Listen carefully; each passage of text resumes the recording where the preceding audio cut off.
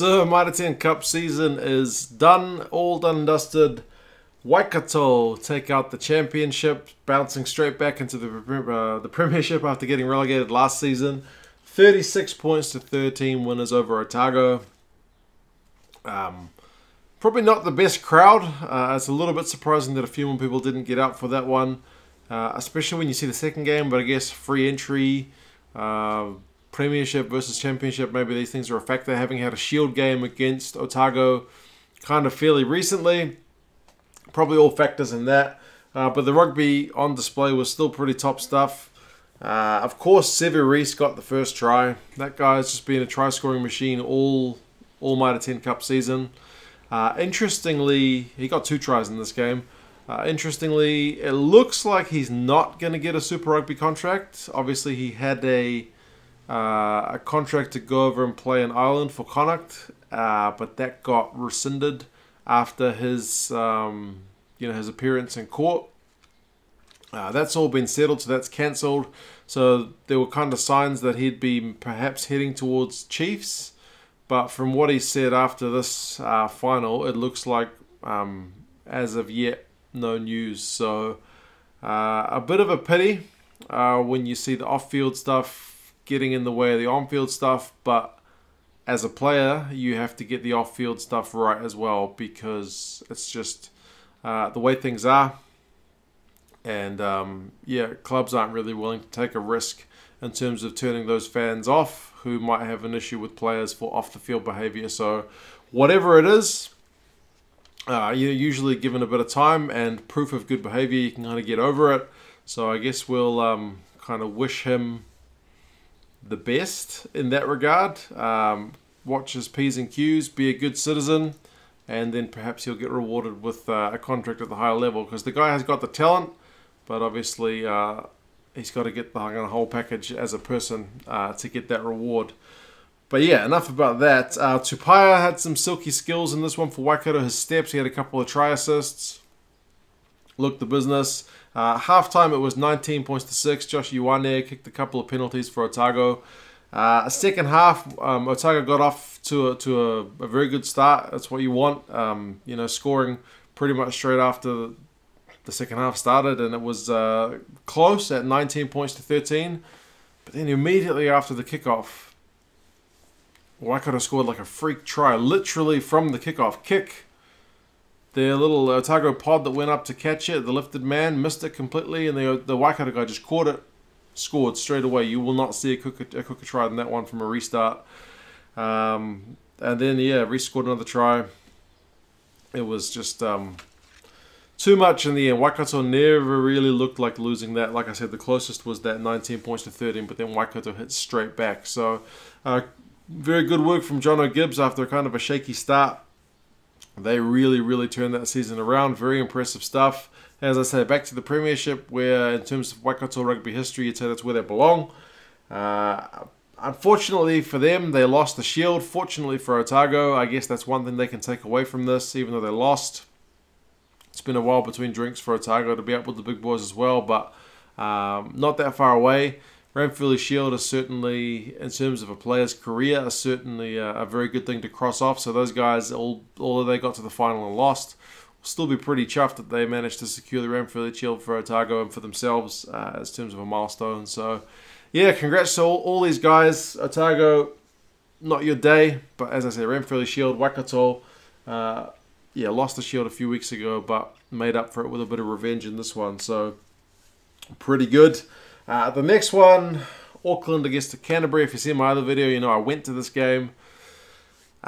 Big crowd, man. Free entry. So as I said in the other video, kudos to whoever's decision that was. It was definitely a bright one. You got buy-in from the public. It helped that the rain that came later in that game held off until well into the first half. So it was pretty sunny right up until kickoff. So people less likely to be turned away by the weather. People showed up in droves. I got there at least half an hour before kickoff, but the main stand on the side where I wanted to sit was already pretty chocker, so I ended up going around one of the ends, which is not ideal. But yeah, man, I was undercover, so what can I say? Because it really started raining pretty heavily later, so I was kind of glad I made that choice. But yeah, as I said, good crowd, really good atmosphere for a final. It was a bit subdued after a while because Canterbury went out. Man, they got a penalty try. Akira Ioane had a yellow card. It was 17-0 after Bridges' try, so it was looking pretty dire. It was looking like same old. Canterbury's going to do it to us again.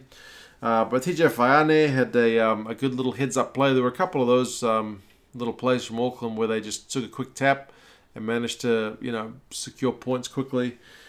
Second half, Canterbury got a yellow card early on. That was where Akira got his little quick tap try, which was kind of good heads-up play. But still, man, after 57 minutes, it was 26 points to 12. And you're still thinking as an Auckland fan, it's probably not going to happen. Trainer gets a try. Clark gets a try. Plummer converts. Plummer's not the best kicker, but he kicked one pretty much from the sideline at 73 minutes and squared the game up. Auckland probably had the pressure and the momentum to win it on the 79th minute. Phase after phase on the Canterbury line. It was pretty much right in front of where I was sitting. It was another situation where a New Zealand team doesn't go for a drop goal. It was probably on, but they didn't try it. Ended up knocking it on, and we had extra time.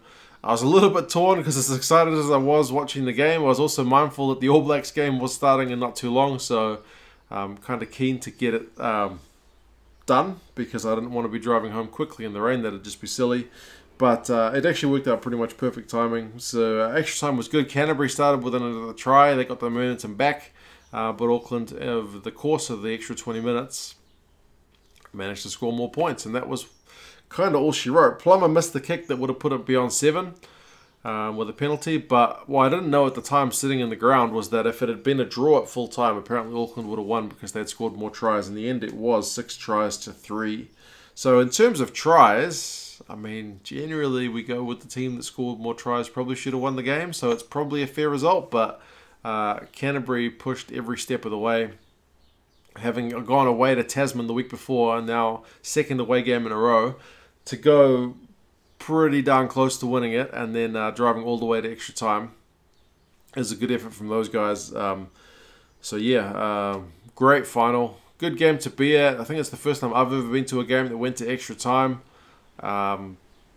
It's nice as an Auckland fan to have something to cheer about because it's been pretty dry spell. Cantabrians have success pretty regularly at Super Rugby and at MPC level, Mitre 10 Cup level. So it is nice to kind of break that drought as an Aucklander. I think the crowd appreciated it. It was good to get a bit of Auckland rugby buy-in. Hopefully we'll see some of this translate to the Blues, but I'm not holding my breath. Hopefully we'll see a few more fans perhaps sold on the game of rugby in Auckland, because the fans can be a bit of a fickle bunch at times. You get fair weather people, which is fair enough. Nobody wants to watch a loser all week in, week out. So hopefully we get some more of those, perhaps people who are more mildly interested in the game to come along a bit more regularly. And if the Blues can succeed, then they might come for the whole season instead of just a few games. But yeah, cool stuff.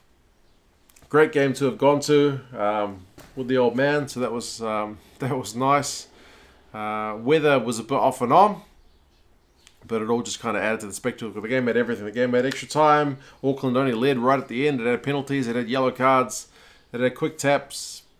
Tackle busts. It had everything. So it was a really good game. Yeah, pretty chuffed. What can I say? You guys let me know your thoughts on these games.